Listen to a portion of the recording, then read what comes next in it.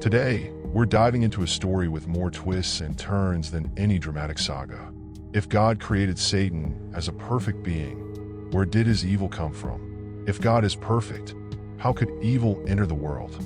Let's break this down together. Picture this: a being crafted with extraordinary beauty, wisdom, and perfection, yet who ultimately becomes the very embodiment of evil. How does that happen? Today, we'll explore the fall of Satan from grace. And trust me, this story is even more shocking than you might expect. But before we dive in, if you're enjoying these deep dives, don't forget to hit that like button to let me know. We've all asked ourselves, haven't we? How can something so perfect go so terribly wrong? It's like that one person in your life who seems to have it all, yet somehow ends up making every wrong decision. Today, let's dig into this together. Also, drop a comment below if you've ever witnessed someone fall from grace due to their own pride. I'd love to hear your personal stories. First, let's start with a powerful verse from the Bible, found in the Gospel of John, 1:1-3. In the beginning was the Word, and the Word was with God, and the Word was God. Through him all things were made. This means that every creature, including Satan, was created perfectly by God. But how did this perfect being, this angel, become the ultimate villain? Make sure to subscribe if you want more deep insights like this one. Isaiah gives us a glimpse of this cosmic downfall when he writes, "How you have fallen from heaven, O morning star, son of the dawn. You said in your heart, I will ascend to heaven. I will raise my throne above the stars of God." That's a major fall from grace, to say the least. Don't forget to share this video if you find these insights fascinating. But wait, it gets even more detailed. Ezekiel paints a vivid picture of Satan's original state and how his dramatic fall came to be.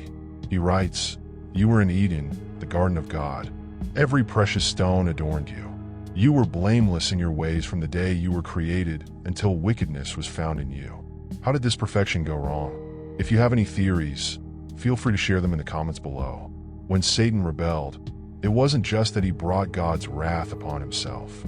He also convinced a third of the angels to join his rebellion. Can you believe that?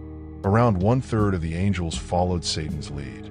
If this revelation surprised you, hit that like button because it's truly mind-blowing. Now, the key to Satan's downfall lies in his pride and self-obsession. Ezekiel 28 verse 17 states, "Your heart became proud on account of your beauty, and you corrupted your wisdom because of your splendor." Satan's downfall was of his own making, driven by arrogance and pride. If you're learning something new today, make sure to subscribe and hit the notification bell so you never miss an update. Think about it. We've all seen how pride can lead to someone's downfall, whether in our personal lives or in the headlines. Satan's story is a cosmic warning about the dangers of unchecked pride. Share this video with friends who could benefit from this message. Even Jesus himself witnessed Satan's fall, describing it as lightning from heaven. This isn't just ancient history, it's a warning for us today. Pride, when left unchecked, can lead to complete destruction. Satan's rebellion was a one-way path to ruin, and this lesson applies to all of us to stay humble and grounded in our own lives. If you found this video insightful, please give it a thumbs up and share your thoughts in the comments below. The next time you wonder how evil entered our world, remember Satan's story, a perfect being, corrupted by pride, who led a rebellion against the very creator of the universe. It's a story of warning, power, and the ultimate fall from grace. And remember, stay tuned for more episodes where we uncover the hidden secrets of the Bible. Don't forget to subscribe, like, and share to stay in the loop. Now let's dive even deeper into this story. Satan's fall from grace is truly remarkable, and to fully understand it, let's listen to how the prophet Isaiah describes Satan's origin and fall. Isaiah writes, "How you have fallen from heaven, O morning star, son of the dawn. You have been cast down to the earth, you who once laid low the nations. You said in your heart, I will ascend to heaven. I will raise my throne above the stars of God. I will sit enthroned on the Mount of Assembly, on the utmost heights of Mount Zaphon. I will ascend above the tops of the clouds. I will make myself like the Most High." But despite these grand ambitions, he was brought down to the realm of the dead, to the depths of the pit. This vivid description paints a clear picture of Satan's ambition and his ultimate fall.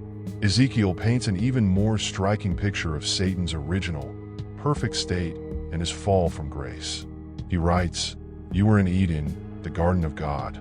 Every precious stone adorned you. Sardonyx, topaz, diamond, turquoise, onyx, jasper, sapphire, carbuncle, emerald, and gold. Your settings and mountings were made of gold. On the day you were created, they were prepared. You were anointed as a guardian cherub, for so I ordained you. You were on the holy mountain of God. You walked among the fiery stones. You were blameless in your ways, from the day you were created until wickedness was found in you." When Satan rebelled against God, he didn't just bring upon himself divine wrath. He also convinced some of the angels to join his rebellion. Some estimates suggest that about 1/3 of the angels followed Satan in his defiance. At this point, Satan and his angels had fully embraced evil, directly opposing God's divine will and plan for humanity. Perfection, in this context, refers to the exceptional personal and moral qualities that Satan possessed when he was created. He was not just full of wisdom, but radiated stunning beauty. He embodied excellence, being perfect in beauty and blameless in his ways from the day of his creation. Both Isaiah and Ezekiel testify that Satan held the highest position among all created beings in the universe. He had a special and intimate relationship with God, residing on God's holy mountain, a place of divine glory. Yet, somewhere along the line, iniquity was found in him. How did this happen? The best clue comes from Ezekiel 28 verse 17, which states, "Your heart became proud because of your beauty, and your wisdom was corrupted because of your splendor." Satan's pride and obsession with himself overshadowed his wisdom. He became so fixated on his own beauty that he lost sight of God's glory.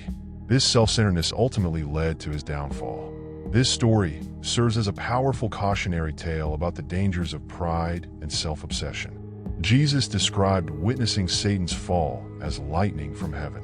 To fully grasp what Jesus meant, we need to look at the context in which he shared this revelation. When the 70 disciples returned after Jesus had sent them to preach and prepare the way for his coming, they were filled with joy. They reported to Jesus, "Lord, even the demons submit to us in your name." At this moment, Jesus warned them against pride, saying, "I saw Satan fall from heaven like lightning." Jesus was cautioning them not to become prideful in their own authority. Just as Satan's pride led to his fall, so too could their pride lead them astray. As a result of his rebellion, Satan was dethroned and cast out from his privileged position on God's holy mountain. His punishment now awaits him in eternal fire, as described in Matthew 25 verse 41. Though Satan was once perfect in his creation, his pride and arrogance corrupted him, turning him from beauty into sin. So, what exactly did Satan contemplate in his pride? He said, "I will ascend to heaven," even though he already had access to God's presence. He sought to reside in the place of God. "I will raise my throne above the stars of God," referring to the angels, as he sought to elevate himself above all other celestial beings. "I will sit on the Mount of Assembly," showing his desire to rule over all things. "I will be like the Most High." This was the pinnacle of his pride, an audacious attempt to equal himself with God.